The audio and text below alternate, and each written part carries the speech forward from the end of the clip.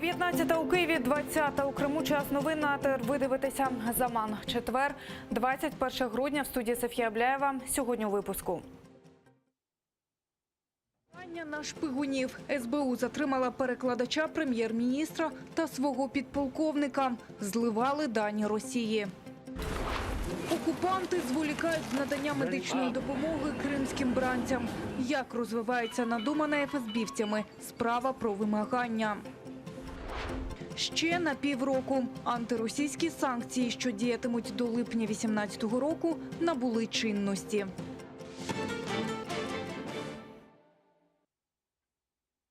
Відставки Генерального прокурора України Юрія Луценка вимагає міністр фінансів Олександр Данилюк. Він заявив, що ГПУ навмисно затягує розслідування кримінальних справ щодо колишніх власників Приватбанку, зокрема і щодо Ігоря Коломойського. Йдеться про 5 кримінальних справ, порушених за фактом доведення банку до банкрутства та виведення коштів. Генеральна прокуратура робить наступне. Перше. Затягується розслідування справ щодо дій колишніх керівників та власників Приватбанку. Окрім цього, Генеральний прокурор дискредитував себе атаками на нові антикорупційні органи та неспроможні довести до суду важливі для країни справи. І тому він має піти у відставку. Я вимагаю відставки Генерального прокурора Юрія Луценка.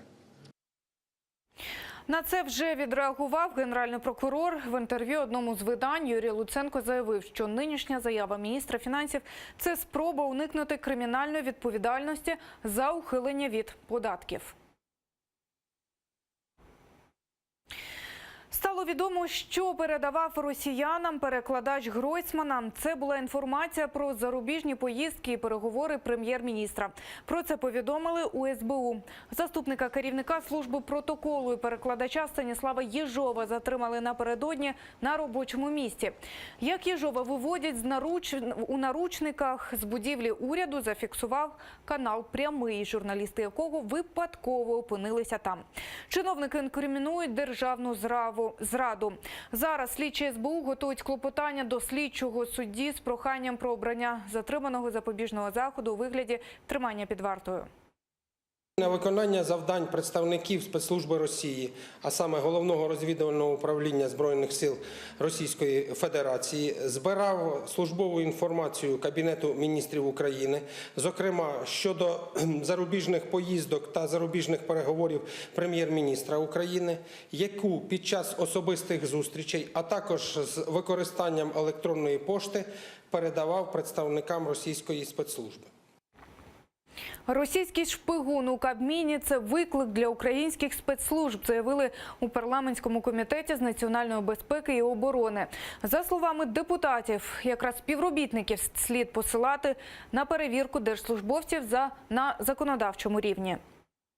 Безумовно, парламент буде уважно слідкувати за тим, як буде проводитись розслідування, і буде приймати відповідне політичне рішення щодо посилення перевірки тих чиновників, які мають доступ до державної таємниці, додаткової перевірки на наявність слабких факторів, таких як близькі родичі в Російській Федерації. Якщо людина працювала професійним інтегрованим шпигуном, якщо вона є кадровим працівником спеціальних служб, то, безумовно, на рівні перевірок виявляти таких осіб достатньо складно. Саме тому працюють органи контррозвідки, і вчора вони засвідчили, власне, свою ефективність.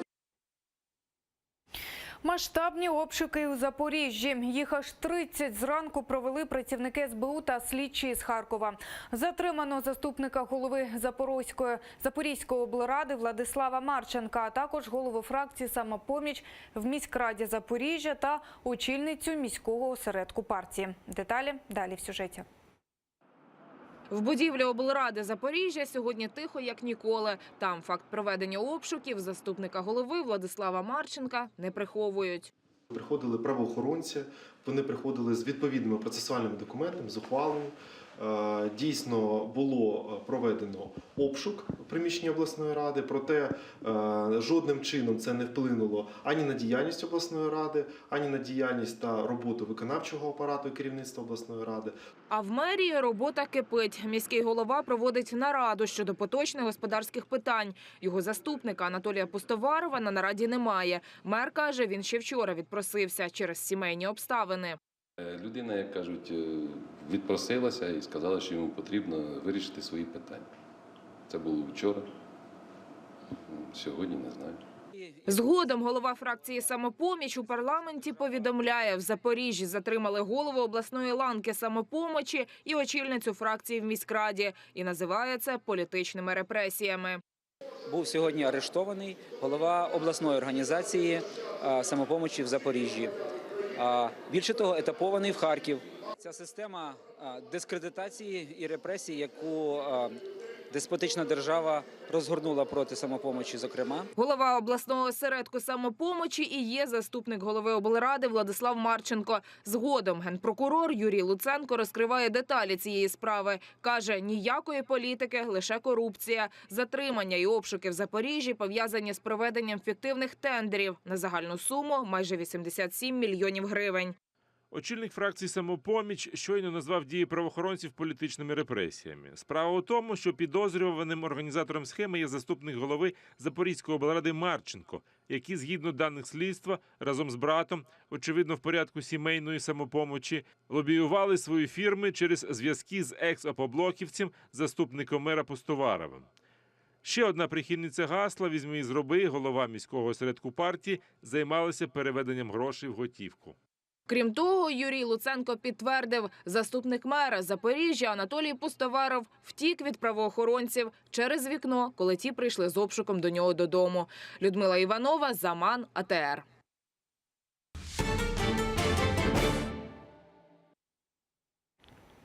Окупаційний Верховний суд Криму відхилив апеляцію 3 фігурантів так званої справи Бахчисарайської шістки Хізбут Тахрір. Сейран Салієв, Мемет Белялов і Тимур Ібрагімов залишаться у СІЗО до 9 березня наступного року. Як відбувалося сьогоднішнє засідання, розкаже наша Ельвіна Сайдбулаєва. Біля Верховного суду збираються десятки кримських татар. Тут розглядають апеляційну скаргу фігурантів так званої Бахчисарайської справи Хізбут Тахрір. На лаві підсудних Сейран Салієв, Мемет Белялов та Тимур Ібрагімов. Підтримати їх прийшли дружини та родичі. Муміня Салієва без батька виховує 4 дітей.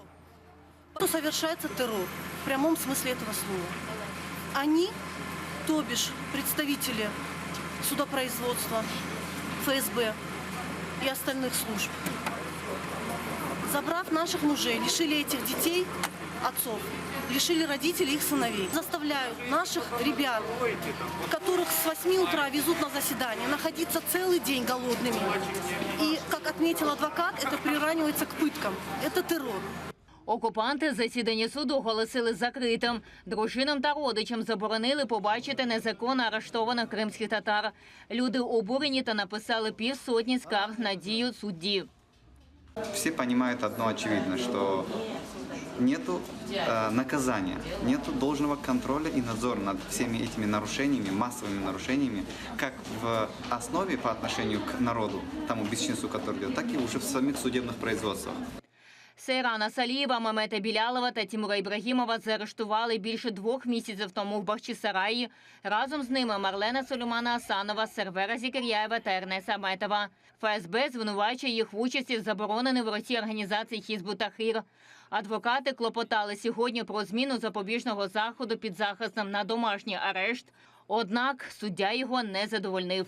Защита настаивала, что обвиняемые никак не могут повлиять на ход судебного расследования, не могут скрыться от суда, от судебного разбирательства, а также как-то угрожать свидетелям, остались без внимания. Окрім того, адвокат Едем Семедляєв повідомив, затриманим кримським татарам у СІЗО забороняють читати священну книгу. Ребятам до сих пор не дают Коран на арабском языке. Об этом они заявили и пишут постоянно жалобы.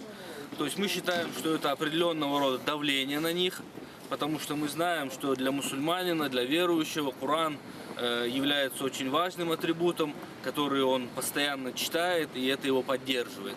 То есть таким образом они хотят сломить, видно, дух ребят. Суд тривав 2,5 години і врешті суддя не задовольнив апеляцію. Серан Саліїв, Мемет Білялов та Тимур Ібрагімов перебуватимуть в СІЗО до 9 березня наступного року. Ельвіна Цитбулаєва, Тарас Ібрагімов, Крим, Заман, АТР. Замість клініки – одиночна камера. Гасана Чапуха, якого окупаційна влада Криму утримує у СІЗО за надуманими звинуваченнями, ізолювали. Про це повідомив голова ЦВК Курултаю Заїр Смедля. Гасан Чапух пережив інсульт і ходить тільки зі сторонньою допомогою. Напередодні він вже вдруге оголосив голодування. Він та його захист вимагають негайного лікарського огляду у клініці. Начальство СІЗО нібито готово було надати таку можливість, але Федеральна служба виконання покарань зволікає з цим рішенням. Адвокати готують скаргу до Європейського суду з прав людини. Гасан Чапух – один з 4 фігурантів сфабрикованої справи про вимагання. Вже місяць родичі не бачилися з Кязімом Аметовим. Це ще один фігурант у справі про вимагання грошей у громадянина Туреччини. За словами його доньки Наджіє, родичам відомо лише тільки те, що батька утримують у камері, де кілька десятків затриманих. Умови, каже донька, жахливі. В камере он находится не один, их более 20 человек. Вот, насколько я знаю, там даже одна койка делится на 2 людей, то есть, соответственно, там очень тесно. А по поводу его состояния, физическое нормальное, психологическое, моральное, с этим, конечно, немного похуже, потому что он сам в растерянности, он не считает себя виновным, естественно. Это были всего лишь добрые помыслы, хотели помочь бабушке. Она умерла. Эта новость их расстраивала абсолютно всех, они не спали по ночам. Сина і онуку загиблої напередодні ветерана Кримсько-татарського національного руху Віджія Кашка викликали у так зване слідче управління МВС Росії по Криму. Правозахисник з півострову Абдурешид Джепаров супроводжував сім'ю, але до слідчого його не пустили, мовляв, він не є офіційним адвокатом. Давати будь-які свідчення без захисника рідні Віджія Кашка відмовилися. Вони не зовсім були готові до допросу. Пояснили, что в самом деле они себя еще чувствуют не совсем хорошо. Там недавно похоронили мать. Они, ссылаясь на 51-ю Конституцию РФ, в общем-то, ограничились в общении со следователем. И закончилось тем, что им дали время 2-3 дня, чтобы те подыскали адвокатов. Спросили о том, как вообще появился в этой семье Юсуф Айтан, как это все было, эти все обстоятельства. Но опять же, ребята говорили как-то аккуратно, чтобы, по крайней мере, себе не навредить. Допит рідних Віджія Кашка пов'язаний зі сфабрикованою справою про вимагання. У цій справі 4 фігуранта – Гасан Чапух, Бекір Дегерменджі, Руслан Трубач і Кязім Аметов.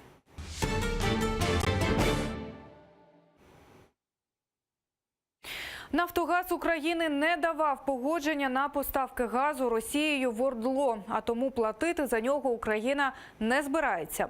Так відреагував очільник Міністерства енергетики Ігор Насалик на вимогу «Газпрому» до України виплатити 1 мільярд 300 мільйонів доларів за поставки газу на окуповані території Донбасу.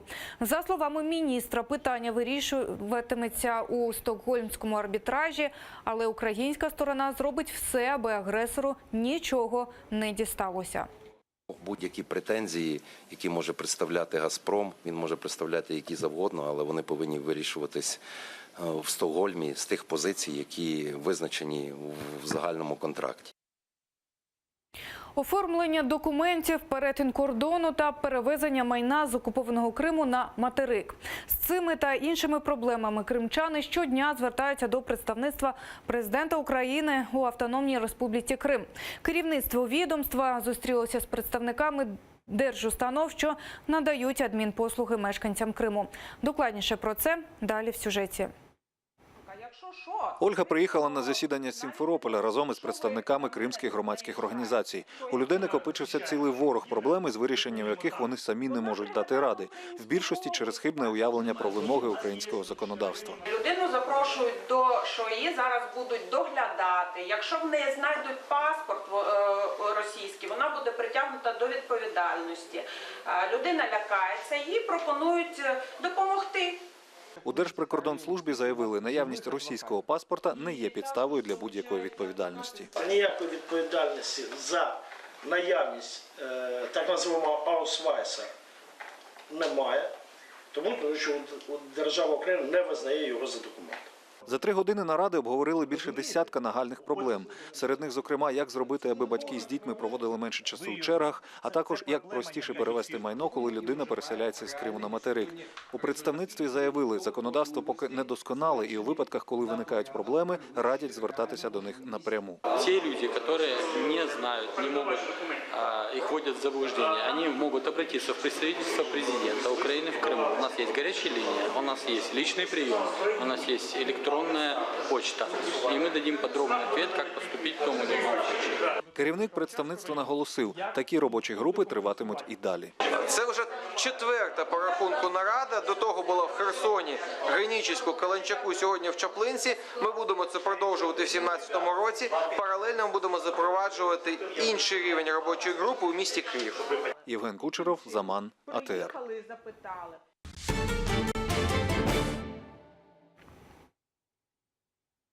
ЄС подовжив економічні санкції проти Росії ще на півроку. Діятимуть вони до 31 липня 2018-го. Лідери єС схвалили подовження санкцій через невиконання Росією мінських угод щодо врегулювання конфлікту на Донбасі. Антиросійські обмеження Євросоюз увів у 2014 році, зокрема після анексії півострову. Це економічні обмеження, спрямовані на конкретні сектори економіки. ЄС продовжує дію цих санкцій щопівроку. Білий дім дозволив Україні закупити летальну зброю. Йдеться про снайперські гвинтівки фірми «Барет». Обсяг контракту – $41,5 мільйони. Одночасно влада Сполучених Штатів не дозволила постачання важкого озброєння, зокрема переносних протитанкових ракетних комплексів «Джавелін».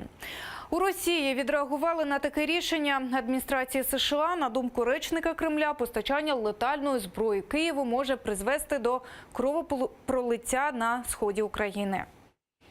Реакція Москви на можливе постачання летальної зброї в Україну добре відома. Мабуть, це ще раз підігріє і без того гарячі голови тих націоналістів, які прагнуть, аби знову перейти до силового методу врегулювання на Донбасі, і який заведе у глухий кут. 14 людей постраждали унаслідок наїзду автомобілю у центрі Мельбурна. Деякі з поранених, серед яких є дитина, шпиталізовані у важкому стані. В австралійській поліції стверджують, наїзд був зумисним. Водій позашляховика – 32-літній громадянин Австралії афганського походження, наркоман з порушенням психіки. Його затримали, поліція не вважає наїзд терактом. Статус Єрусалима обговорюють за трибуною ООН. В США у ці хвилини триває засідання Генеральної асамблеї Організації Об'єднаних Націй, на якому представники країн-членів розглядають резолюцію щодо скасування закону президента США про визнання Єрусалима столицею Ізраїлю. Сполучені Штати вже застерегли країни від ухвали резолюції і навіть пригрозили позбавити фінансування тих, хто наважиться її підтримати.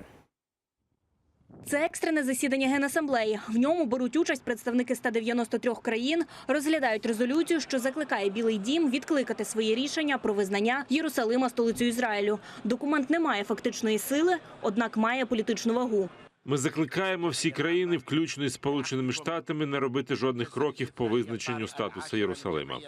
Екстреному засіданню Генасамблеї передувало голосування з цієї ж причини в Радбезі. Тоді резолюцію, в тексті якої не згадували США, однак там йшлося про глибокий сум з приводу нещодавних рішень щодо статусу Єрусалима, Сполучені Штати заблокували. Хоча за резолюцію проголосували 14 країн. Дональда Трампа така підтримка документу учасниками Радбезу розлютила, і він зробив попередження учасникам Генасамблеї, яку вирішив скликати позачергово. Вони отримують від Сполучених Штатів сотні мільйонів, якщо не мільярди доларів, і при цьому збираються голосувати проти нас? Добре, це невелика біда, хай голосують. Врешті ми зекономимо великі суми, але тих, хто виступить проти нас, ми не забудемо.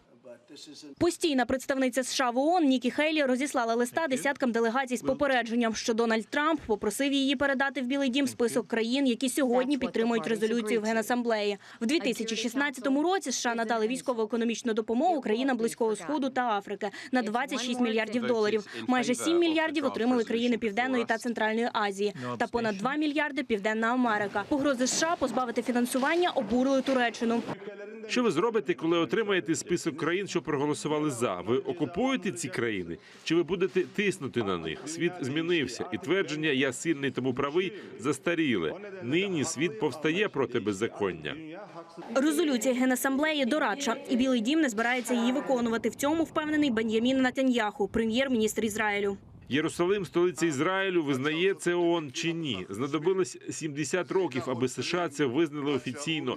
І знадобиться ще якийсь час, аби нарешті те саме зробили і в ООН. Ставлення багатьох країн до Ізраїлю поступово змінюється за стінами ООН. І колись нарешті зміниться і всередині будівлі Організації Об'єднаних Націй, який нині є домом брехні. 6 грудня Дональд Трамп заявив, що вирішив визнати Єрусалим столицею Ізраїлю. Рішення Трампа розлютило більшість мусульманських країн, які вважають Єрусалим палестинською територією. Людмила Іванова, Заман, АТР. Наразі це всі новини. Аби знати більше, не пропустіть наступний випуск «Заман» менш ніж за годину. Залишайтеся з АТР.